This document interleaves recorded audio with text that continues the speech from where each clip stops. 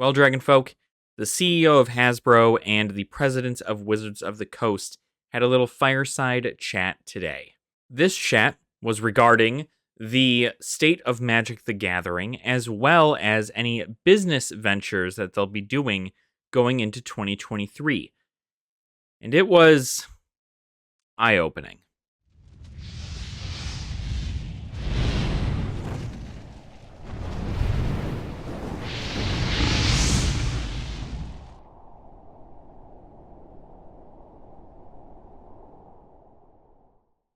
Welcome on in, Dragonfolk. I hope you're all having a fantastic day. I know I am.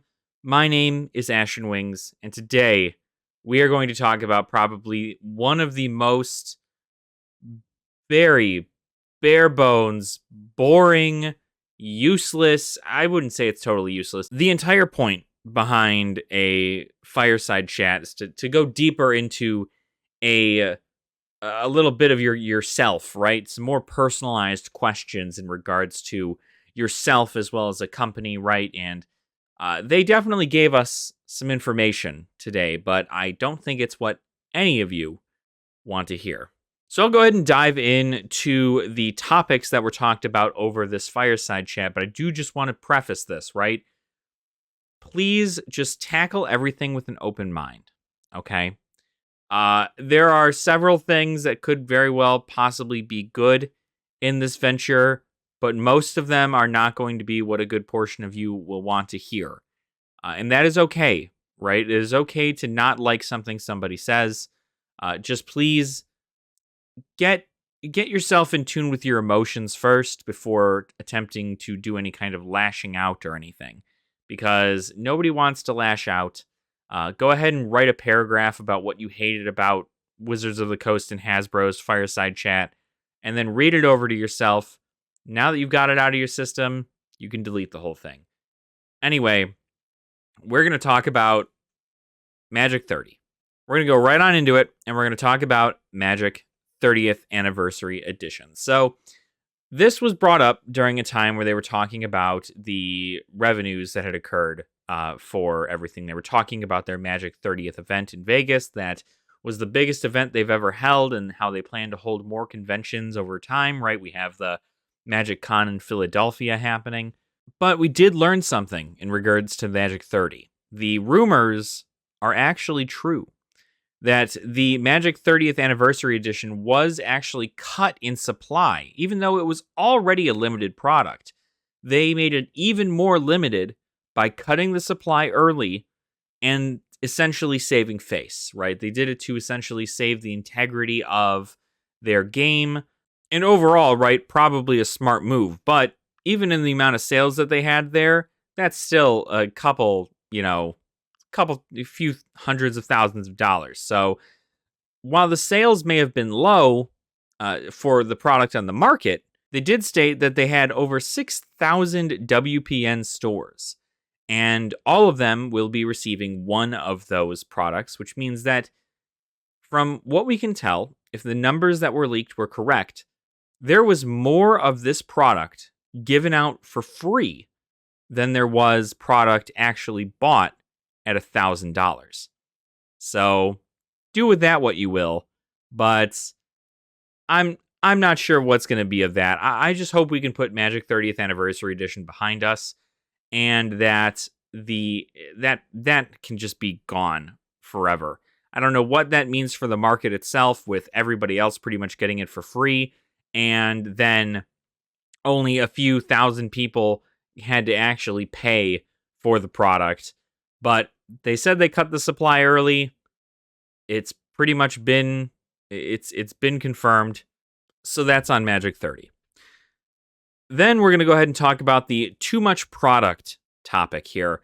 So they did address the Bank of America statement, right? The moderator had talked to Cynthia Williams and said, well, there was talk of there being too much product and that it was ruining the economy of the game and the state of the game. What do they have to say to that? And Cynthia's response was just as I imagined.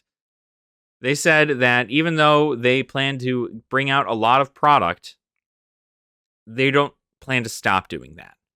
And the reason being is because all of their product is print to demand unless said otherwise. And because all their product is print to demand, said otherwise, that means that if a product is really good, they have the ability to print a lot of it. But if it's really bad, they may not even get a second wave. And that is going to cause issues on the secondary market. But of course, you have to remember that every one of the cards that they print now can be reprinted in a set later in the future. So, if your stuff's not being reprinted right now, it could be reprinted next year. It could be reprinted 5 years from now in a set that more people enjoy. So it's about finding the sets that you like. And again, this is along those same lines, right? They talked about how everything's print to demand. And again, this is in line with what had been said previously, which is if you don't like the product or you don't believe the product is for you, don't buy it. And that is strictly because they have product for everyone. If you're solely a player, you're probably not going to buy product for a collector.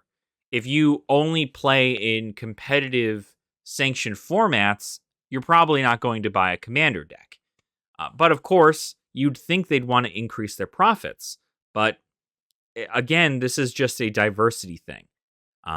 Talking about the fact that there's a diversification in product, previously, back in the day, Wizards only made Magic cards that were more effective in competitive play.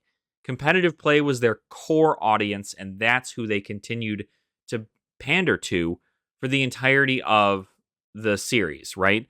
But as the casual format grew, and we were also given a number that I think like 70% of Magic the Gathering players play Commander. So that's a huge chunk. And essentially, Hasbro and Wizards of the Coast went, well, they're obviously not going to want to play competitive, so we should be making product for a casual player as well, because that's just, because you want to get more money out of them. So now you got to think there are essentially products for everyone now, instead of just it being a competitive level and having players then being able to adapt those competitive cards into a new format. Now we essentially see collector's product, commander product, casual product, competitive product. You've got, art series stuff. It's why they made the art cards, is because of the people who just appreciate the art of the set. They're making something for everyone. And that ends up being a lot. I think this comes down to a situation where it's a lot like you're trying to please too many people. Back then you had competitive cards, and then it was up to us, the players, to figure out how to make those cards competitive in their own formats, even though they're made specifically for a certain other format. But now a lot of things are tailored towards every format and every single way to collect, to play, to invest. You even see them touching in for product that is lore-based, right? For all the people who did not know what the Brothers War was, this is essentially just another set. But for everybody who's been around for a long time, is played back in Alpha and with Antiquities and all that stuff, they know what the Brothers War is. They've probably read the book. They know everything about it. And now we're diving back into it with the set that it just released. So it is, again, they're pandering to everybody. And I get that as a company that makes sense, especially if 70% of your player base is Commander focused. They only started switching this stuff over 4 years ago. 4 years ago, they looked at their metrics and they went, wow, everybody's a casual. Okay, maybe we should start making things for casuals instead. Or at least product for casuals, not all of their products specifically for casuals. Another thing they actually had ended up talking about was the secondary market, about how certain cards go up in price over time and so on and so forth. And so obviously they made a very quick jab into that, going, hey, prices fluctuate after release. They're not in charge of any of that. And they even said that they don't really care about the secondary market. Now, I think that's BS entirely, because let's be honest, how do you know what to reprint where, right? You need to be looking at the secondary market to know what's out there, and then go, okay, these things are seeing play in this format. and everybody wants to play them, but there aren't enough of them available. How do we go about alleviating that? Oh, okay, let's make a reprint for it. That's how reprint equity works. But because of this, they're seeing a whole bunch of issues, and especially if you're going to be doing something like making everything print to demand. Instead of cutting a supply run and leaving it at a base level of a supply run, instead what you're doing is you're allowing for sets to be more rare than other sets depending on how popular they were.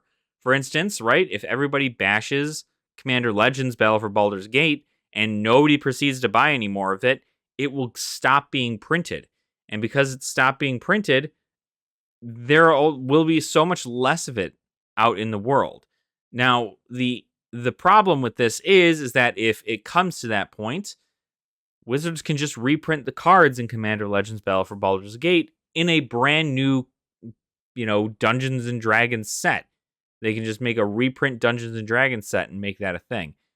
It is, of course, it's just one of those things. You essentially have to be patient in these regards, but I don't think that them not watching the secondary market is true. I would imagine that maybe a lot of their choices are not solely affected based on the secondary market, but I do think that at some point they are watching the secondary market, and we know that. We're certain of that. Another topic they talked about is Universes Beyond. They actually planned to... They talked about the only good product in Universes Beyond so far, which is the Warhammer 40k decks that are actually on their third reprint right now. And the third wave's coming out. Everybody seemed to really like them. They're flying off the shelves. And because of this, as well as several other Universes Beyond products, they are moving forward to making Universes Beyond the way to get new players in, right? They plan to make a Doctor Who Universes Beyond. They're planning an Assassin's Creed and a Final Fantasy Universes Beyond thing. They are looking deep into other groups and going, hey, you want to play your favorite heroes in Magic the Gathering? You can do that. Here's all this stuff. And it is mind-blowing considering I'm sure they're losing so much money in licensing. But if that happens to be the case, it happens to be the case, whatever they want to do. I guess just don't expect Universes Beyond to go anywhere. Universes Beyond is going to continue to pummel us. You're going to see a bunch of different IPs in here because that is Wizards' way of now getting new people into the game. Because apparently you can't just sync them in with your own fantastic lore and personalized cards, which is so silly to me because there is a story and a lore and lovable characters in Magic the Gathering, but instead of focusing on those characters, they're going with other routes and going, hey, this is a Power Ranger. You guys like Power Rangers, right? Well, guess what? You can get these Power Ranger cards. Now you can play with Power Rangers in a commander deck in a casual setting, like 70% of the community does. So that seems to be their method forward into getting new players into the game. Let's then also talk about the fact that they even brought up Arena, because there was a lot of skepticism between the shareholders and a lot of people on Wall Street about how you're going to digitize a game that has been in paper for 30 years. Well, apparently, Arena is doing incredibly successful, and the numbers are super high. And it seems that, again, what they're doing is, and they're hoping by sometime next year to revamp their tutorial for Arena, because another one of their plans is to get people more comfortable with Arena. They make a lot of sales on Arena, and Arena is making them a good portion of the funds, a very hybrid player if you're playing on Arena and you're playing in paper. But a lot of people end up going to Arena to play because, I mean, let's be honest. One, it's cheaper. And two, you don't have, otherwise, even if you don't have to buy anything, that's where a competitive scene lies. The competitive scene right now, you see a lot of stuff for the Pro Tours that are happening right now, which I totally understand. But if you played in paper throughout the entirety of the Pro Tour and then went to go play Magic Arena at the finals, I'm certain you would want to go, okay, well, why did I buy all these cards if I'm just going to be playing on Arena anyway? That's my whole sense. That's my 2 cents on that matter.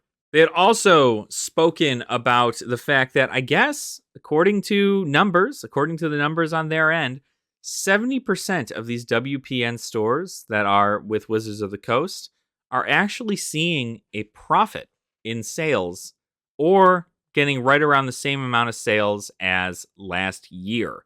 And obviously, this is due to the fact that a lot of people are going into stores now, right? I mean, we're not locked down anymore, so you do have a lot more access to these stores.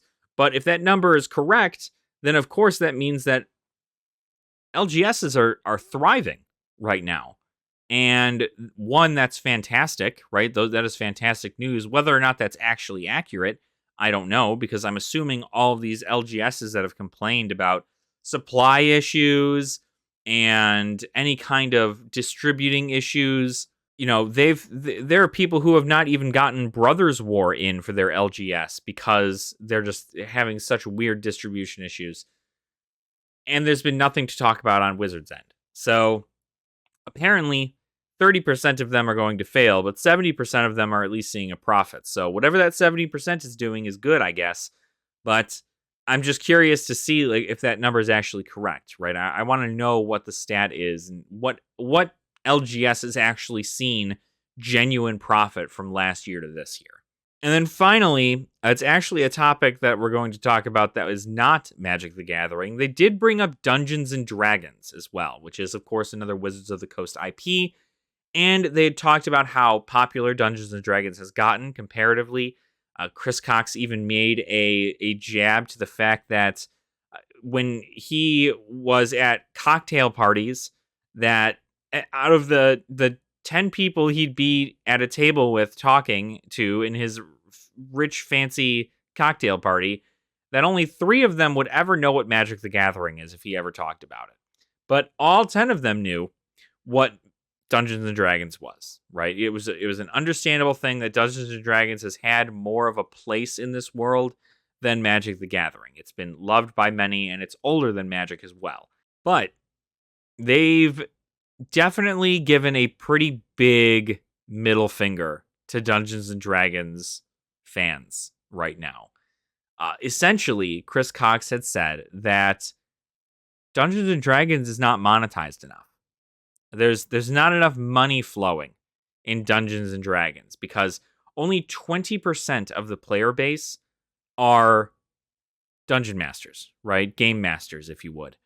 And that is the player base, that 20% is the player base that's got to buy all the stuff, right?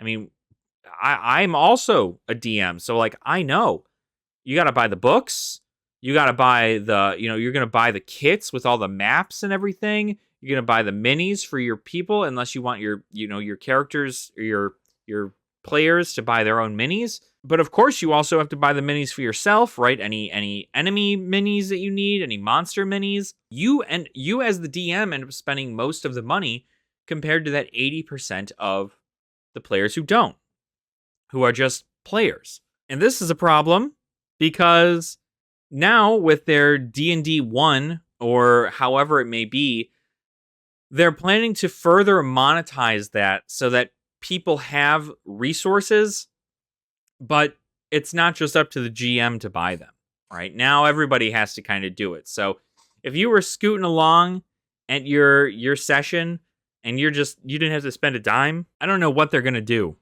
but they plan to make it to where it's more monetized, to where everybody, including that 80% of players who only need to just show up for a session, have to spend some kind of money. And I'm curious to see if that's going to be integrated into that D&D 1 that they're doing for next year with the whole online 3D environment that you play in. But who's to say? But I guess in conclusion to all this, just to kind of end the video, Wizards of the Coast and Hasbro are not stopping. They're just not going to stop.